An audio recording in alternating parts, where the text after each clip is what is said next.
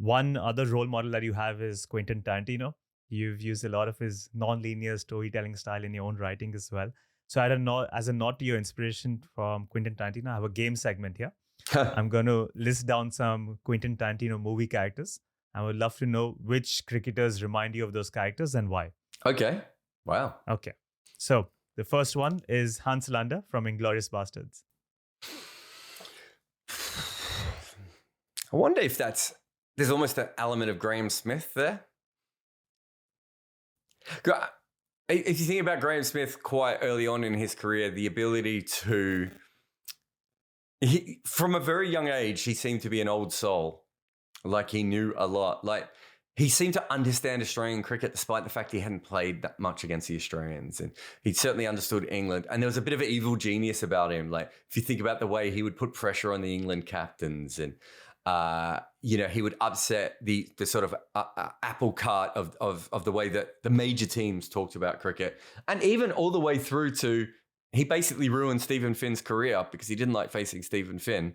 And so he created a law, essentially, that is, I suppose, okay, but he kind of did it. He didn't I don't think Graeme Smith did it because he thought it was a great law. I think he did it because he thought it would upset England. They might not be able to pick Stephen Smith, or they'd pick him and he wouldn't be very good.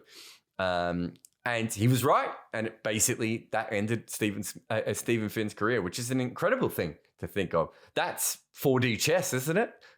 Is that not the sort of thing that Hans Landa would do?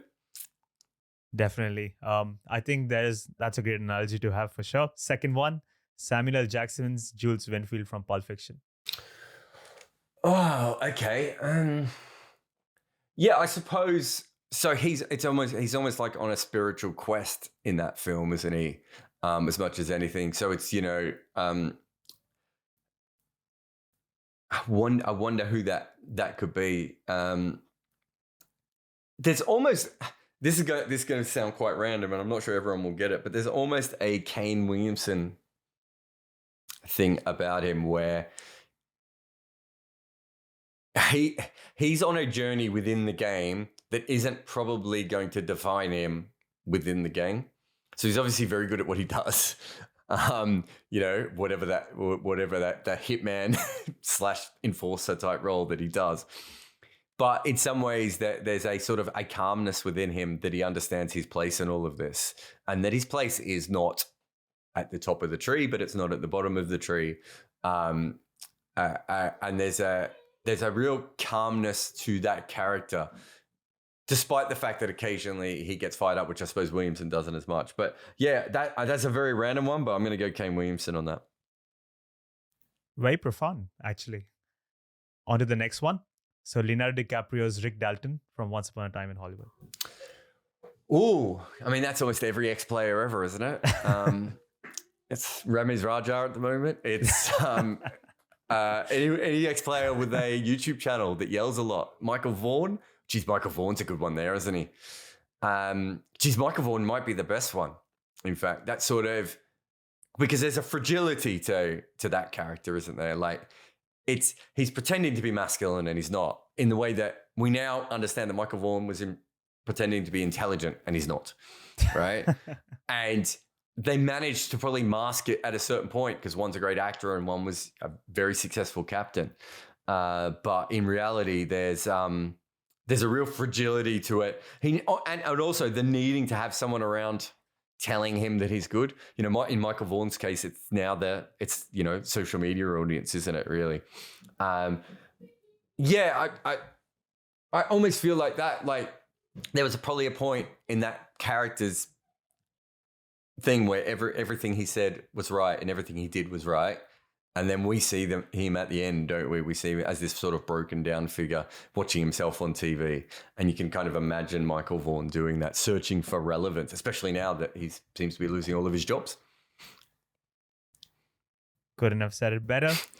Fourth one, Uma Thurman's The Bride from Kill Bill. I suppose you're almost looking for a player on a permanent revenge path at that point, aren't you? I suppose that's her.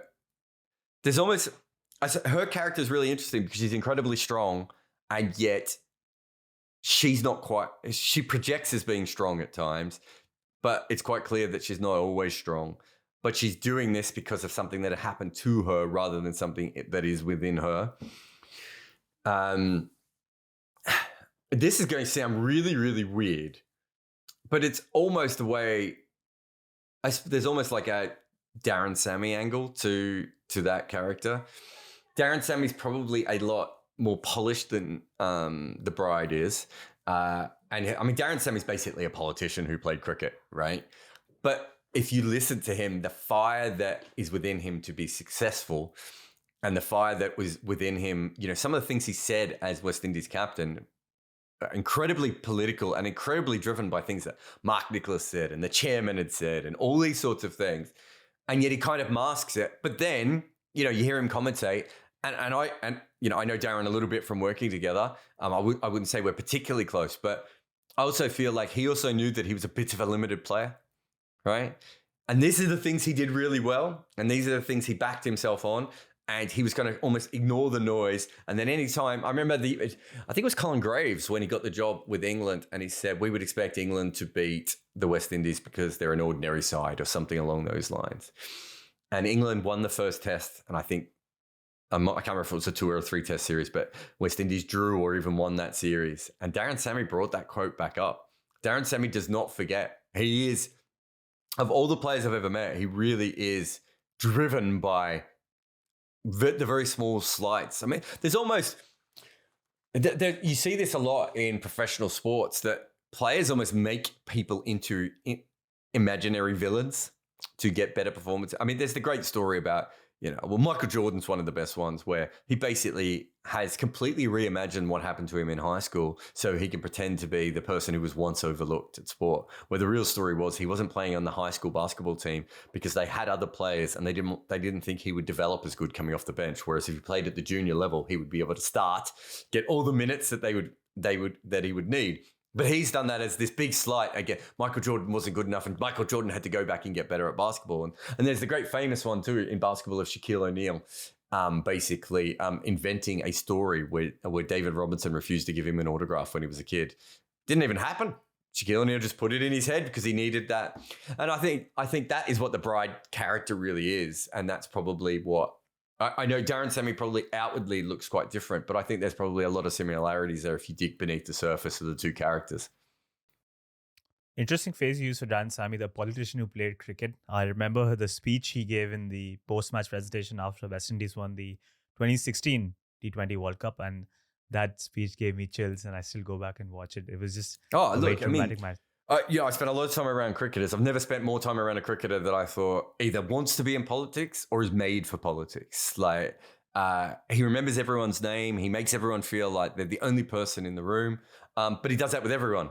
And I'm not saying he's disingenuous. I'm just saying when you meet really good politicians, that's what they do. They make you feel like you're the only important person, and then they switch, and then they do it to the person next to you, and then they do it to the, you know, and, you know, he does have a passion within him, you know, as someone from St. Lucia, but also someone within West Indies cricket. And also, as we've seen of recent times, as a black man as well, you know, there's a lot of different sort of passions within him. So I think he's a very political person. Darren Sammy, if you're watching, and I know you are, there's another career waiting for you out there, as suggested by Jarrod. Final one in this game segment, Mr. Pink from Reservoir Dogs.